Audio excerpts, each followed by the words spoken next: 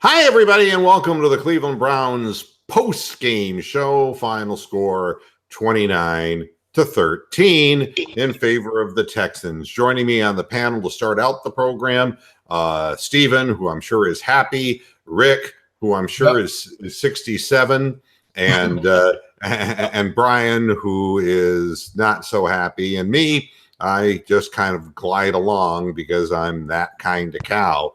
If you want to be on the panel, the links to the Google Hangout and this program are at mooheadradio.com, the chat room, or on the YouTube chat room. So either way, you can find your way in if you want your voice heard. So first, to the victor go the spoils. Stephen, you get the first comment. Yes, first of all, I'm sorry that I missed your Friday show. I had a customer to tend to. I wasn't saying that you guys weren't important, so I wanted to apologize. Granted. Traffic is a bitch in Houston, by the way, especially when you're in the city limits. And it took me an hour to get home. By the time I got home, I missed your show. So anyways, I know I sound egocentric when I said this. In my hate week video earlier in the week, I said you guys were not winning this game. I was confident we were going to win by at least 2 scores or more. And a lot of people were saying you're egocentric because of your 8-game winning streak. No, sir. I was confident this was going to happen. I knew this was going to happen.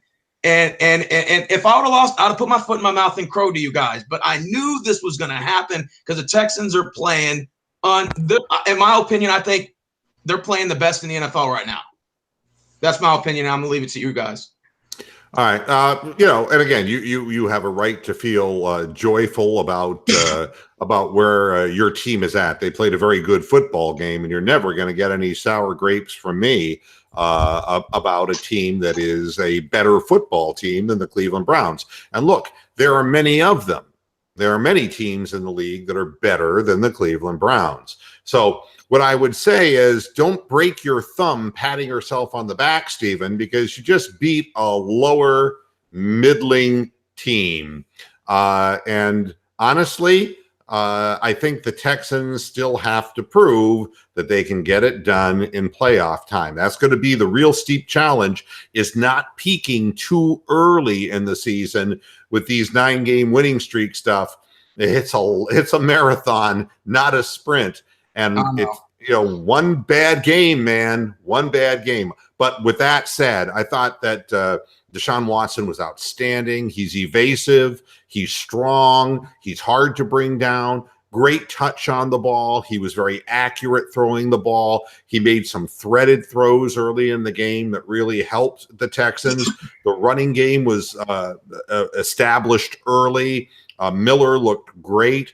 The offensive line did its job, and the defense flew around the field.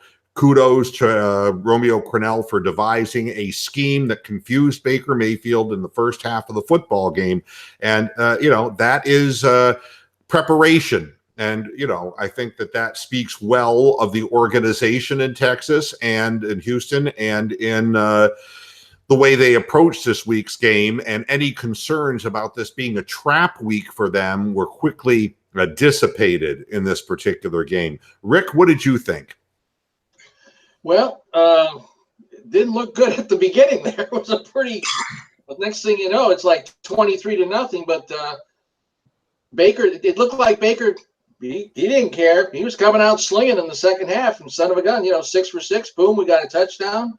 And he was throwing right to the bitter end. And I don't believe he was sacked the whole game. So I was encouraged about that. So our offensive line did pretty good, but it killed me to see those Callaway at the goal line there. Yeah. That hurt. The one penalty on Robinson cost us the one, and then Callaway getting stripped. Well, I don't think that's a hold on Robinson in the great scheme of things. If that were the Pittsburgh Steelers, that would never have been called. The fault on Callaway was he had the ball in the wrong arm. Yeah. He's supposed to have that closer to the sideline, not inward where he could get hit. Yeah. So that's the problem there. So it's time for me to say hi to people in the chat room. Hi to Bronk. Hi to Jay Morgan. Hi to Roxanne's Dolls. Hi to Stephen Rose. Hi to Ian Perez. My goodness, there's a bunch of people. And hi to Cindy and Jeff and Bama. How you doing? Jeff and Bama's a happy man. Hurt brought you no hurt yesterday as the the Crimson Tide found another way of winning. Tony Goose, I still call him Tony the Calf. The Texans team is good. You got a legit contender, Steven? I think so. I think that you got a good-looking team, but it takes a lot to get through the playoffs. I know we're now officially number 2 in the AFC right now. Yeah. I mean, Jay Morgan says, enjoy this, Steven. Playoffs are just around the corner. You know what that means? It means Texans will lose and their season will be over. I wouldn't be so sure about that, Jay Morgan. That's sour grapes. I mean, the fact is they're either going to play well enough to win or they're not. And any weaknesses they have are going to be exposed by a better football team than the Cleveland Browns. Let's be honest about that. Watson looked pretty good. Say again? I said Watson looked pretty good. Hey, can I ask you guys how come you guys didn't target Landry early in the game or Higgins early in the game? I think that was taken away. I think that what they did is they wanted Baker to throw into the middle of the field because Baker likes to throw into the middle of the field, but they seemed to have a scheme that confused him because people were not in his field of vision, but were close enough to plays to either pick the ball off or to immediately smack the receivers. They seemed, and I don't know enough about defensive strategy in the NFL, honestly, to give you names of what they did, but it looked to me as if they were really coverages that were concealed. Let's just put it that way. And that makes any young player look bad. And we know from Crennel's experience in Cleveland that he is capable as a defensive coordinator to do that. He has that's the storied part of his career, certainly not the head coaching part of his resume.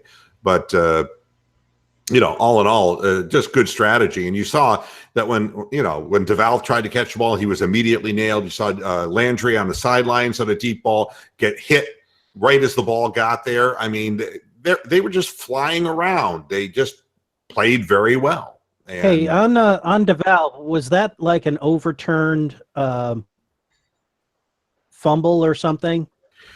Or change it to an incomplete pass? And they messed that up on the field. They originally called that it was a catch and a fumble, but I think they changed the on the field call because when they said the TV screen said play overturned, but the official said that it stands. It was an incomplete pass. So there was, but it was not a fumble. He did not finish the process, as they say in the NFL. But I'll go to my grave saying that holding call on Robinson does not get called.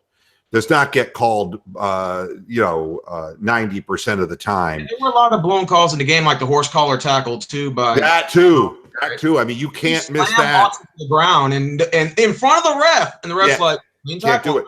Holy shit! And Jabril Peppers throwing somebody to the ground after a play is clearly a flag that didn't get called. So it went both ways. Went both ways. Both ways. Yeah. Yeah. I mean, that's not has nothing to do with the outcome of this particular football game. Yeah, of course. Bronk is saying Texans. Some positive news. Yep. Baker Mayfield threw for over 300 yards, and the Bengals are 0-3 since hiring Hugh Jackson. Well, I mean, that's it's all to be expected. It's all to be expected. I don't, I do not believe that Baker's ever going to hang his head. That's all I wanted to see in the second half is that we came out running the ball a few times, passing the ball, playing aggressively, letting the young man make his throws, make his reads. He had a tough first half. He had a better second half. I do want to say that the ferocious pass rush of the Texans was thwarted by our emerging offensive line, which tells me that the offensive line is honestly not lucky. It ain't no joke, folks. That offensive line, for whatever reason, since Greg Robinson was inserted, is starting to gel. And, I was surprised. You just, with the exception of J.J. Watt batting a pass down, you did not hear J.J. Watt's name. You did not hear Jadeveon Clowney's name. They did not have a sack on Mayfield. That's the third week in a row. that there wasn't a sack on our quarterback, and that hasn't happened since 1988 when Bernie Kosar was our quarterback. And that's what makes quarterbacks better.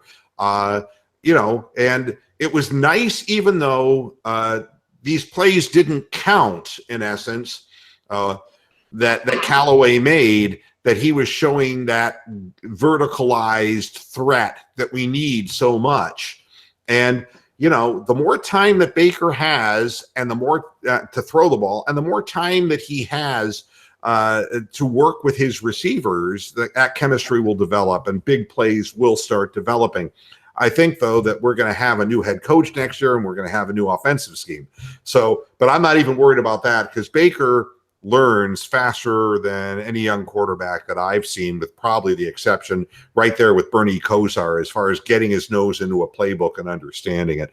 So now Michael Proud said the announcer said that quarterbacks are not afforded the protection of the horse collar when inside the pocket. Again, these rules, it's just like the onside kick rule. I don't even know when all these things changed. Now they have to line up a yard behind the kicker and they can't move until the ball struck. Why have an onside kick? I mean, it used to be in the old days, the pressure was on the guys to catch the ball. Now everyone's starting from a yard further back and can't move until the kicker's foot touches the ball. That play should just be completely removed from the game because it's no longer a factor. No longer a factor because you're not gonna get any onside kicks with the way this is set up now. I don't understand that. Arian sounded like he was interviewing for the head coaching job today. He just sounds old, stale, and boring to me. Nothing that Ian would like to get in the chat room. He's wondering if you could send a link in the chat room again. Oh, I'm sure I can do that. Wait a sec here. Somewhere along the line, we lost Derek too. There you go. Yeah, I know. Derek's in and out, He was gone. Now. It's in the chat room. The link's there. You have to have a laptop, though, not a phone. If you have a phone, it won't let you in. Yeah. Derek was here, and then he was gone. Yeah. Just like that. It happens sometimes. This is kind of a different situation for the Browns because we didn't get an opportunity to do what we do. I mean, the fact that Chubb only got 9 touches is because we were behind so quickly in this football game that, there could be no balance. And, you don't want your quarterback throwing this much. Plus, we didn't have the ball as often as we should. Mayfield, again, if you're looking at it, he completed about 68% of his passes. It's just you cannot throw 3 picks. You can't do that and win against a quality football team. But at the same time, if you don't see it, you can't be it. And this is the first he's seen of this, and he's going to see more, scheming defensively. There's going to be more of that. So that's the way the cookie crumbles. Derek is back with us. Where'd you go, Derek? Yeah, Derek. I'm having all kinds of internet problems. I got on and then it wouldn't go in, kept cutting out. I don't know what's going on. Is my sound good at least? Yeah, but we're getting a little lag on you when you talk. Yeah, I think maybe your connection is, for whatever reason. Do you know what speed your connection is? Probably terrible. Yeah, let me go. If you do a speed test and it has a graphic of a hamster on a treadmill, that'll give you an idea. That will take slow. It shows fake Hugh Jackson. Faster, you little bastard. Instead of a rotating circle, it's a turtle on its back kicking its legs. Yeah, that's exactly right. Jackson's face on the there. It'll only take a second. This will only take a second. Yeah. Well, I'm sure Hugh's my internet's terrible.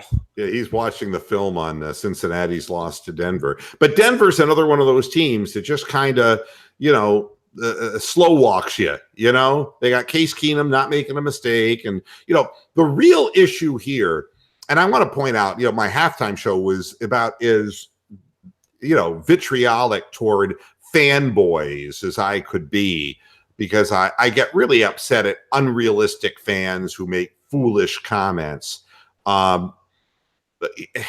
The aftermath of this football game, in my mind, is everybody got a big fucking hard on because we beat Atlanta, and look what happened.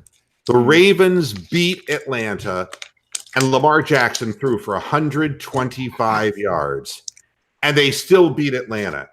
You know, if you're out there, fanboys, here's another little piece of good news for you. Josh Rosenstein went into Green Bay, Lambeau Field, and beat Aaron Rodgers. It can happen. Wow. It can happen. I mean, and, you know, again, Rosen, if you remember, was my selection, not Baker Mayfield. I'm thrilled we have Baker. Don't get me wrong. And nothing is that was mine too. I liked Rosen. Yeah, but you know, the question with Rosen, it had a lot to do with concussions and about physical, and it was a lot of the same questions they had about Jared Goff. But with Rosen, there were some mentality issues that were questioned and attitudes that were questioned about his dedication to the game. I compared him to Trevor Bauer in some respects, that he was just kind of different. And I think that maybe made some people, including myself, shy away from him because he kind of gave off the odor of kind of being above the game. And, hey, if this doesn't work out for me, there's always something else for me to do. And I don't know that that's, you know, that wouldn't have been right in Cleveland. Let's put it that way. In Cleveland, you have to be willing, you know, to get CTE in order to, you know, bring this organization to the next level. Let's be honest. But if you're looking for something better to do with your life, it would be an easy step-off point with the Browns organization. So but again, Atlanta lost to a team that threw for 125 yards. And so don't judge the Browns on that win. Don't judge the Browns off of beating Cincinnati, because you saw at home they lost to Case Keenum and the Broncos. So those two wins just means those teams are worse than the Browns. It doesn't mean that we were ready to take 3 steps up and beat the Texans in Houston. You know, that's Ian Perez is saying I'm downloading Hangouts. That would help. You would thought he'd have done that first before he made me put the damn link up again. I told him he can't use his phone, because if you try to go on through your phone, download. I told him that's not true. Laptop. I just logged in on my phone, man. I'm on my phone right now, logged in on Hangouts. What phone do you have? And there's Bitter Truth. Hey, the big tits guy. Hey, how you doing? I'm here. In order for him to use it through his phone, because I do this all the time, he has to do it through the app. He has to do it. That's right. Other than that, it's going to keep sending him through there. So he got to play with it a little bit. Yeah, what does he do when he gets on the app? He has to download an app. You got to log in by your Google account on your phone. I'm using a new Samsung S9. Got in first try, but I logged in with my Google account. Okay, so you have a Google account. Okay. All right, so there's your answer, folks. We've been looking for that answer now for a couple of weeks. So if you want to join on the show, do it through your Google account. Don't do it. Don't do it any other way. Right, you can't do it through YouTube. You have to do it through your Google. Absolutely not. Yeah, go through your Google account, log in, put your phone number or put your email in there, and put the right password in there for your Google account. And but the link will work for you then. It just did, man. That's why I look different today. Excellent. Yeah. Good. In fact, I'll show I'm on my phone because I can get up and move around. Look at this. Hey. Oh, he's ambulatory. Look out. I am ambulatory. You know, they may end up giving me, after I'm on the hard narcotic stuff after my knee surgery, they might give me tramadol, Bronx, so we can have a conversation together. We could have one really quiet because there's people that are going to sleep here in a minute. So I'm going to log out, but I'll be back in the chat room. Okie doke. See you later, guys. All righty. No, he was just testing out his system, and it worked, you see? So there you have it. So let's go to I'm sorry. Did I interrupt you, Rick, on what your take was on this whole thing? No, you got Steven, you got me, and whoever you want is next. Okay, let's go to Bitter Truth next. You know what? I wanted to see if they were competitive in this game. I mean, it would have been surprising if they would have won, especially if it would have been close. But the Texans, they got some dogs on that field. I mean, some true dogs on defense. The offense is methodical, but whew, they couldn't climb that mountain. They couldn't do it. But I you know what I think the problem is? It's pretty much what we've been saying all along. You don't have an outside threat. You just don't. And that hurts you because then they do what they did. They sit on your routes. They sit on your wide receivers. Your wide receivers can't get open against man coverage. We saw that in the preseason. So you have to run crossing routes and play action passes. You have to trick the defense or hope that they play a loose zone in order for your wide receivers to get open. Yeah, I mean, but they were swarming, and I get I think what they were doing, knowing Crennel, was they were disguising man coverages with zones. Yeah. Because in every instance that those balls were picked off, it was a roamer. It wasn't a guy who seemed to be playing his man. It seemed to start out looking like it was man and morphing into zone. And that part of the field that he threw to, somebody stepped right in front and picked the ball off.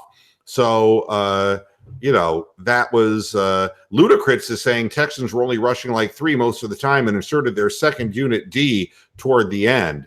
What it looked like to me is that they were not getting, they were able to get Baker to roll out of the pocket, but it did look like they had a lot committed to the pass. And I think that may have had to change if we would have been in the game. But when you're down 17-0 before a pin drops, you're not in a good situation. Perfnotch is asking anybody want to have some of this humble pie I'm eating. Hey, look, I mean, I don't want to be misinterpreted here. I think fans have the right to cheer for their team, and but walking around like you got the balls the size of the Liberty Bell after beating Atlanta and Cincinnati. I'm happy we won those games, but it doesn't make you a legitimate contender against a 9-3 team that's playing the kind of football you just saw. If you don't see the difference in the depth of their roster and ours, then you really don't deserve to have an opinion. That's what I'm saying, because there's a huge, huge difference between the top to bottom strength of the roster. And I'm just happy that our offensive line is blocking for our young quarterback and he's staying healthy. That Chubb is a real guy who can catch balls out of the backfield and run for the line of scrimmage. I'm thrilled that, we're now. And any word, by the way, on Denzel Ward? They said he had a shoulder injury and he wasn't seen for the rest of the game. He was listed as questionable. Yeah, he was out with concussion. Listed as questionable. He never came back. Oh, so it was concussion protocol, and that doesn't help either, because you saw the trouble that Gaines had desperately holding on to Hopkins. That certainly didn't help either. Y'all see that one play out there covering them. Did y'all see that one play where Hopkins caught the ball on the sideline? They ripped his helmet off, and he uttered, "Hold me! You can't hold me!" I knew from there. I said, "Damn, he's got a lot of confidence, man." Well, but we didn't see much of him when Denzel was in the game. I think he's a great receiver, and I think the quarterback is a great quarterback. But until you win, when it really counts against teams who are as good as you, it doesn't really matter. Mr. Wood, I got a question for your Browns panel. I felt like they abandoned the run in the first half and then incorporated in the second half, and it worked a little bit. Do you think if they would have incorporated a little more in the first half, it could have got the ball moving a little bit more productively, or wouldn't it matter? Can I answer that? Yeah. Anyone can. Go ahead. What happened early on in the first half, like he would gain maybe about 4 to 6 yards on his first carry. Then the second play would be a pass that would get knocked down or dropped. So you weren't going to run it on like a 3rd and 4, 3rd and 6. because you had the Texans up on the line faking blitzes. Okay, so that will stop your run. So you had to pass it. So of course, you saw what happened with the interceptions, the drops, the overthrows. You weren't going to have it, especially when you are definitely going one run. He gets tackled for a 2-yard loss. Put it like this: the team regressed back. It regressed. It went back into what they've known for the past 2.5 years. Yeah, that's what I saw. To me, it looked more like on the following along on the game tracker. It looked more like the Chargers game. Well, what I would say is maybe that might be a little bit strong. We deferred on the kick. They got the ball and rammed it down our throat. Okay. I mean, they were prepared physically to play, and our defensive front.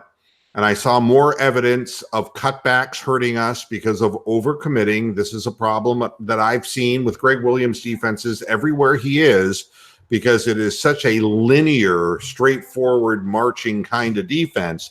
But you fall behind 7-0, and then it could have easily been 14, and then it's 10. But then you're making mistakes and giving the ball right back to them. And when it's 17-0, let's be real honest about this. You could run the football if you wanted to run the football, but there was no evidence that the Browns could stop the Texans' offense. There was no evidence present in the first quarter of that football game, or first half of the football game, that the Browns were able to stop them. So if you run the ball and you end up with a lot of third and shorts that you don't convert, which is typical of the Browns when they run the ball too much without a mix, all that's going to happen is you're going to 3 and out, and you're going to give the ball right back to the Texans. It's a no-win situation. Once that game became a shootout, as far as for the Browns end, that's not how the Texans win. The Texans win very typically with these 27-10 kinds of scores because their defense is very good, and because their offense takes its time to score, because they rush the ball a very high percentage of the time, and they run clock. And once they get that lead on you, it's kind of like the old Tiger Woods when he was Tiger Woods. He goes into the 4th round with a lead, and he doesn't lose that lead. The idea in golf of time of possession are, you par the par 3s and the par 4s, and you birdie the par 5s. That's how Tiger Woods would end up going 3-4 under in his final round, and nobody could make a run at him because he was already too far ahead. That's how the Texans win. So if you don't start putting the ball up in the air and trying to score points and turn it into a shootout, all that's going to happen is the Texans are going to run the clock out by smashing your defensive line, which is what they could do at will. So, game planning goes down the shitter when you're down 17-0 on the road to a team that you can't stop their ground game. And what has to be addressed in Cleveland is averaging giving up 132 yards on the ground per game is simply not good enough. And until people start paying attention to what I'm saying about Agba and Ogunjobi and Myles Garrett, we need a front four that controls the line of scrimmage. Let's forget about sacks for a minute and just talk about controlling the line of scrimmage. And we lost that tug of war very early on in this game, and we've been losing it almost every week that we play. Teams are able to run against us, and 132 yards a game, it's just not acceptable. So that's the way I look at this, and I think we need help on our defensive front, or something needs to change as far as our defensive scheme. But whatever it is, I mean, I'm looking at, again, if you want to look at rushing, Miller had 103 yards and 19 carries. Blue had 54. Watson had 30. That's 187 yards of rushing. What was the time of possession differential? Sack yardage is. Say what? Minus whatever sack yardage Watson I told you has. he'd been sacked 34 times this year, but it doesn't matter. He more than makes up for it in the other things that he does. No, I thought he was when twice or 3 times this game. Yeah, I mean, you wanted a time of possession? How about 37 and a half minutes to 22 and a half? Yeah. You see, and this is how your defense just gets worn out too. But that's the beauty, like I always say, of moving the chains. That's the beauty of having a running game that works. Right off the bat, I wanted to add to that. Right off the bat, our first 3 points on the board, we were like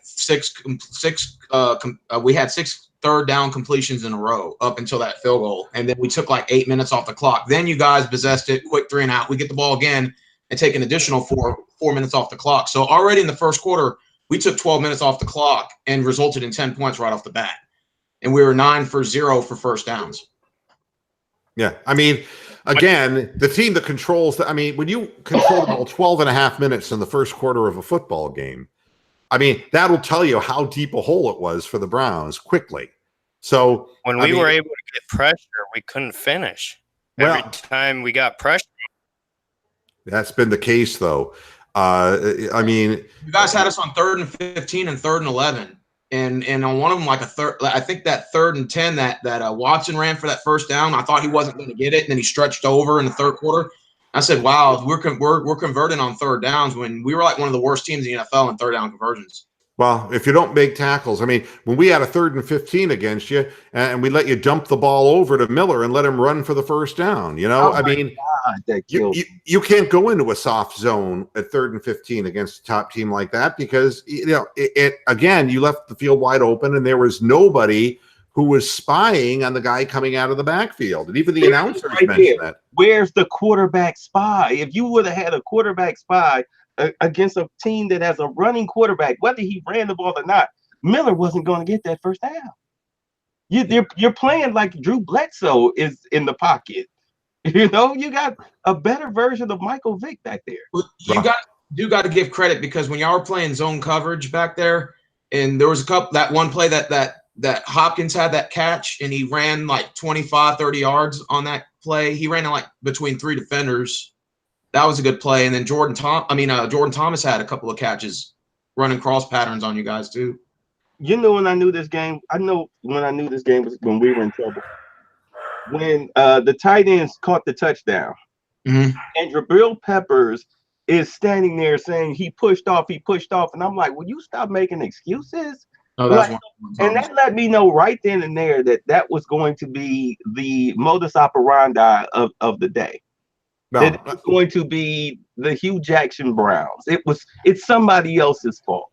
Well, I think, again, that's a bit harsh. I would say the team realized that the water they were swimming in was deeper. And again, you don't know how good teams are until you play them. And believe me, the AFC North is not the hot ticket right now in the NFL. I mean, there are teams that are vastly more talented than the Pittsburgh Steelers. And, and it's why we see so many teams that are 6-5, 5-6, and, right in that middle area. There are a lot of middle teams, and we can beat those teams. But when you look at the New Englands and you look at, the Chargers, you saw what they did to us. Now you look at the Texans, that's 3. The teams that are the elite teams, we're not really competitive with, and that's been the case this year. But the good news is we've kind of become part of that big middle of the NFL, and we just need a year or two to get more talent on this roster. We're coming off an 0-16 season, folks. You just can't expect, to make the transformation that quickly. It doesn't work that way. You guys is competitive through this stretch. That would have never been unheard of. That would have been unheard of, Yeah, Jason Moore. How many Browns fans would have thought they'd be in the playoff hunt? We weren't in the playoff hunt, so quit being delusional, please. They did. You're in your chat. Goats. They did play the Patriots. They beat the Patriots earlier this year. The Texans did. Yeah, I mean, this is hey, money never sleeps. How you doing? at 4-6-1, you're not in the hunt. Okay, let's be honest about this. You have a losing record. You're upside down, and you just got clocked by a really good football team. So again, my hope for this year is that the team would get better. Here's the things I could point out that are very positive. Baker Mayfield is resilient. He's strong-minded, and he's going to be a fine quarterback. And the other thing I can tell you is that our offensive line is improved and has gelled and is protecting the quarterback extremely well and giving our young running back an opportunity to play. So that's very good. And at least Callaway and Perryman are trying to contribute, but I think we need more help. Njoku, I think, is a lost cause. I really don't think that he gets it. I think that he's a buckethead, and he doesn't strike me as being a real smart football player.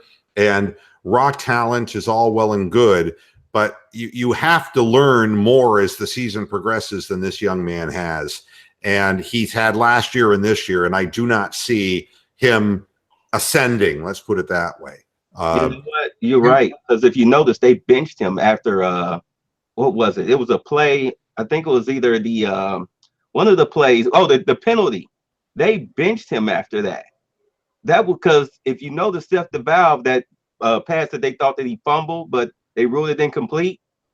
They started him. They set Njoku down. Yeah, I mean, how long do you have to wait? That's why DeValve was in the game. You know, there comes a point where you have to make yourself a target for the quarterback and catch the football, and you got to be willing to go over the middle, go back for the ball, and do those types of things. And I just don't see David Njoku working out. But that's on a negative front. On a positive front, you know, I'm happy with Denzel Ward, but I'm obviously not real thrilled. I'm happy with Demarius Randall, but I'm not real happy with the rest of the thinness of our defensive secondary. And you know, I'm not really happy with the front four at all defensively. I'm just not. Well, not that's going to improve. That'll improve next week when Mitchell comes back. Hey, Oh, Mr. Chris Mitchell's back. For Carolina, yeah. Oh, thank God. Yeah, we need help. You know, I had a question. Do you think that holding on Robinson? I know that shouldn't have been a holding, but do you think that killed whatever momentum the Browns had left in that game? Because I thought if they scored, it's 26-14. Yeah, you know what I think? I think that bad calls seem to beget bad calls, and I think that when in the previous drive, there was about a 5-minute period of that game where everything went against Cleveland. And yeah, I think that punctured what little hope was there. But yeah, I would have liked to have seen that touchdown count, and because it was not a hold, and that would have at least made the Texans play a little differently. If they played too close to the vest and had to punt the ball, now suddenly Baker's got his hands to the ball and he can get us within a touchdown, you see. But that was not going to come to pass. That just, you know, Money Never Sleeps says getting rid of Jamie Meter was a mistake. Where is Jamie Meter? Is he back in Ashland, Ohio, selling farm seed? I don't know that Jamie Meter has amounted to anything anywhere. I think we just need people, interior linemen, who are just tougher, more rugged, and this might be part of Greg Williams' scheme. I would be interested in seeing, if somebody wants to look it up in the chat room, statistically, what Greg Williams' defenses do against the run, because he is a big blitzer. But I just wonder. When he was with the Saints, they gave up a lot of yards, but not a lot of points. They were very they led the league in turnovers. That Super Bowl year that the Saints won it, they were a turnover machine defensively. Just like they are here. They're a turnover machine. They give up the yards, but they get the interceptions, the fumbles. It's been like that everywhere that he has gone. His defenses lead the league in forced turnovers. But you're right, though, that interior line, because Coley, I saw him on all those cutback runs you were talking about. I was seeing totally tackling air, trying to tackle ankles. So yeah, you definitely need a beast. You need a Michael Dean Perry type, which was hard to get in your interior line. You definitely need to revamp your linebacker core because Jamie Collins is so, I feel like playing on this play. And Christian Kirksey is, I think his best years, it looks like his best years are behind him, or maybe he need to go back to the inside. And the secondary, you need a knockout artist. I know that in the NFL, if you hit somebody, they throw a flag, but you need somebody that's not scared to draw the penalty. You need an enforcer. And that's maybe I had a friend who said at work, he said we should have made the Khalil Mack trade. And I didn't think that was a good idea. But now I see why you make the Khalil Mack trade. You need somebody on defense that will go out there and try to murder somebody. Yeah, didn't save him against Shermer today. The bottom line, one guy isn't the answer. Let me tell you about Jamie Collins. What people are saying about Jamie Collins' lack of effort. Jamie Collins is not tending to his responsibilities.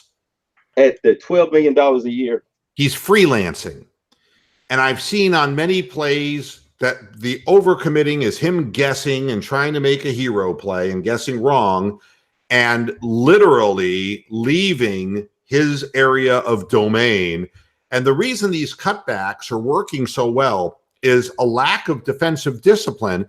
The push is being influenced with blocking one way, but if you're going to do that, you have to have somebody on the back end who is a sure tackler, who's looking back into the backfield. And if that play is stopped to the left and wants to come back to the right, you have a guy who has that zone that is his responsibility. And that would usually be a linebacker. But when you have Jamie Collins out there just freelancing as he goes, and I think that Myles Garrett does it too, it's hard to have a team discipline. And teams are watching this week after week and corrections aren't being made. So, I think that it requires a certain amount of dedication, discipline, and the athleticism to be able on a one-on-one basis, if you're the guy who's left to defend the cutback, that you string the play up until you get more help. You got to force the guy, instead of cutting back in, you got to force him to keep going east-west until you have more help. Better give him the corner than to let him cut back in the middle of the field and get into your secondary where he can break off a huge run. You're buying time at that point.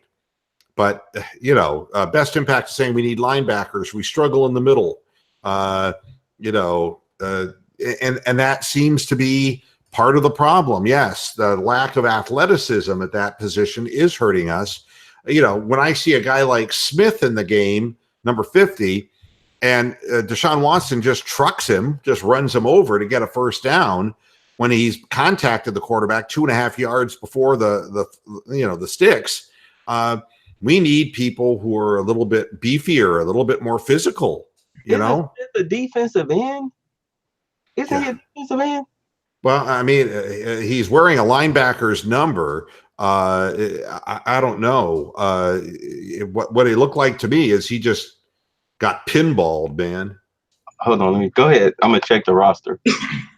Yeah, I was not impressed with that. That's again, you got to bring a guy down. You can't let a quarterback just run through you like that. Perf not just saying, anybody else see Colin Cowherd's tweet today? I don't see a lot of Ohio State or Browns tweets at me today. Is the internet out in Ohio? Yeah. Well, again. Yeah, he's the left defensive end, Chris Smith. Yeah, well, he's lightweight because you can't let a quarterback truck you like that. 266 pounds of softness. Yeah, Colin Cowherd, he's an idiot anyway. He's a Stay Puff guy. As far as Colin Cowherd, he's like, I gotta get attention. I gotta get attention. It's like, Cleveland, Northeast Ohio was lost more than anybody, and losing one football game doesn't even begin to phase us. And as far as Ohio State is concerned, they wrote their own epitaph when they hit the field against Purdue. Maybe the headaches will subside now for the head coach. The fact is that Oklahoma beat Texas into submission, and and that's the way that goes. When the number 5 team, steps up into the top, and Georgia gave Alabama a hell of a game, better than anyone else has given them, but they lost their spot because it's a second loss. You're not going to survive that with 2 losses. A one-loss team. Say what? Who's Ohio State playing? Oh, they'll probably go to the Rose Bowl. Yeah, they should play. They'll probably end up playing Washington, who won 10-3 or some asshole thing like that against Utah. Yeah. They Washington beat Utah, so they'll play Washington in the Rose Bowl. Now, just so that you can compare, Josh Allen was 18 of 33, 231 yards, 2 touchdowns, and 2 interceptions. That's that. We were talking about Cincinnati, and Driscoll was 25 of 38 for 236 yards, 1 touchdown, 1 interception, but only 10 points on the board. All right. The aforementioned Josh Rosen was all of 11 of 26 for 149 yards. So it wasn't Moses leading the Jews into the promised land, Brian. It was obviously the Green Bay has problems. And no, it was the 2 running backs for the Cardinals that did all the damage. Yeah, I don't see damage in the rushing game. 20 carries for 69 yards. One guy did have 5 carries for 53 yards. But to be honest, I've been watching an inconsistent Green Bay team all year because they're thin. This is not the same Green Bay team that was a perennial playoff team. They're a much weaker team. But what they now have the same record as the Cleveland Browns. That's right. And Rosen at 11 of 26, that's nothing that I'm going to doff my cap for. I'm just looking at the rookie quarterbacks that are playing, and just, and it's like, then we can look at, Jackson for the Ravens, 12 of 21 for 125 yards, sacked twice. That's just not getting it done. However, Matt Ryan has done what he does every year with Atlanta, which is he stops playing at some point in the season. 16 of 26 for 131 yards. That's all that their passing game could give them against Baltimore's defense. So, and then we're looking at Baker having a bad game, but Baker threw for 397 yards. And didn't quit. Yeah, so, I respect Baker. The fact of the matter is we have, without a doubt, the best of the young quarterbacks. Okay? Fact. And we just got to put a better team out in the field with him. That's all. And of course, the Rams got back, and everyone gets healthy against the Lions, right? Yeah. And Gruden's already down. The thing about Chucky gets pinned face down to the prison floor and gets ass raped, and it's early. It's over early. Why they hired Gruden as a coach, and this is going to be the alarm I sound off for the Browns organization. The game passes people by, and Gruden wasn't a great head coach to begin with. But the new NFL with the new rules, he is obviously not equipped. Plain and simple, not equipped.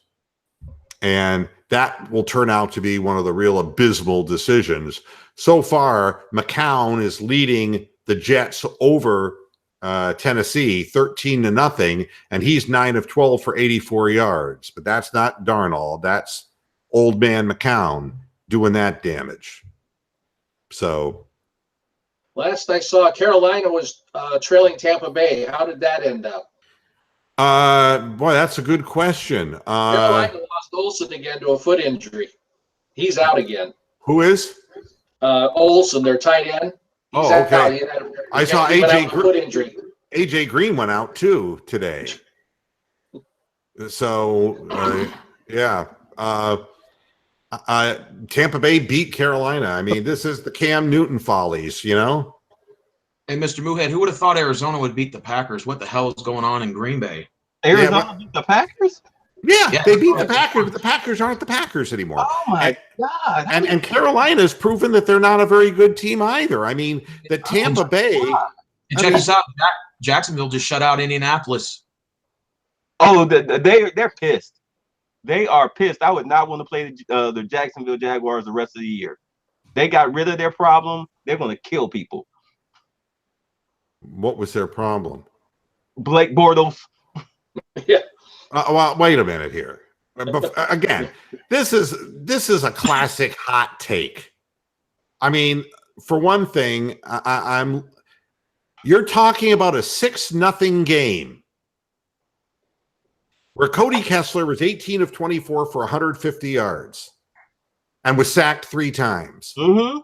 But they hate Blake Bortles as a team so much that they went out and scored 6 points in a game? They don't care. As long as Bortles is not the starter, they don't care. You're not even going to be able to float that hot take on this show. Hey, look at it. Let me stare at the tits behind you and forget you said that. No. Wait, listen. Let's be honest. The Colts were one of the hottest teams in the AFC. Andrew Luck hadn't been sacked in games, just like Baker hadn't been sacked in games. They went up against a discombobulated, dysfunctional Jacksonville Jaguar team that unfortunately fired their offensive coordinator because Blake Bortles is a hot piece of crap that they should have dumped last year. No argument that he's not a good quarterback. Exactly. They made the switch. After they lost their last game, and they shut the Colts out. The defense came to life. They didn't care that they only put up 6 points offensively or whatever, as long as Blake Bortles wasn't in there. They felt they had a chance to win. God, you're spinning faster than Jennifer Grey did in Dirty Dancing. Did they win? Did they win? I mean, did they win? Jacksonville Jaguars. I'll give you a comparative win. When Eric Mangini beat the Buffalo Bills 6-3, and people say, "We won," and it's like, blow me with that kind of. That's not real. There's mitigating circumstances. There's always mitigating circumstances. They have no offense in Jacksonville. They have no offensive concept, and Cody Kessler is a wet noodle arm. Come on. Yes, he is, but they have enough faith in him that they shut out. And that's not faith in him. I mean, that's desperation. Oh my God, Kessler's playing quarterback. We better shut him out, or else we're not going to have a chance. But they did it. That's not the kind of motivation you want. I'm sorry. They did it. I got to give them credit. They did. But what happens the next time when they're down by 10 points? The team's like, "Fuck, we're only good for 6," and they quit. They lose by 40. Ramsey's going to have to get a pick 6. Other than the Robinson hold, wasn't there another big play y'all made that got called back? No, we fumbled right afterwards. The Callaway fumbled the ball because he was holding it in the right arm instead of the left arm heading for the end zone. These are things that young, inexperienced players, he obviously has a lot of speed, but he's got to learn the game better, so. The same thing happened in the Saints game, though? Did one of their receivers fumble and Cowboys recovered?